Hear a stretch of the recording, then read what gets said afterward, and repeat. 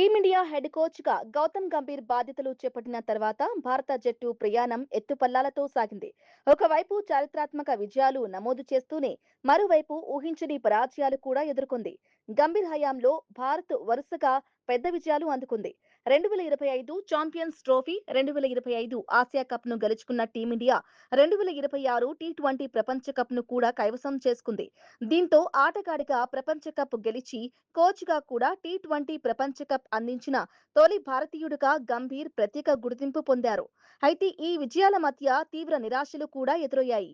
స్వదేశంలో న్యూజిలాండ్ చేత టెస్ట్ సిరీస్‌లో పరాజయం, ఆస్ట్రేలియాలో బోర్డర్ గవాస్కర్ ట్రోఫీ కోల్పోవడం, శ్రీలంకపై చాలా ఏళ్ల తర్వాత వన్డే సిరీస్ ఓడిపోవడం వంటి ఫలితాలు అభిమానులను షాక్‌కు గురిచేశాయి.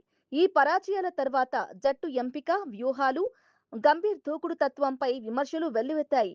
గంభీర్ మాత్రం తన ఆట తత్వాన్ని మార్చే ప్రసక్తి లేదని స్పష్టం చేశారు.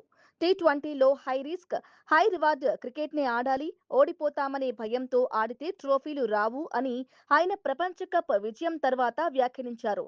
ప్రస్తుతం ఐర్లాండ్ పర్యటనలో యువ ఆటగాళ్లకు అవకాశాలు ఇవ్వడం, భవిష్యత్తు జట్టును నిర్మించడం పైన గంభీర్ దృష్టి పెట్టారు. ఫలితంగా ఆయన కోచింగ్ శైలిపై ప్రశంసలు, విమర్శలు రెండూ కొనసాగుతున్నాయి. మొత్తంగా చూస్తే గౌతమ్ గంభీర్ కోచ్‌గా ట్రోఫీలు గెలిపించిన విజేతే. కానీ అదే సమయంలో భారత క్రికెట్ చరిత్రలో కొన్ని చేదు పరాజయాలకు ఆయన హయాం సాక్షిగా నిలిచింది.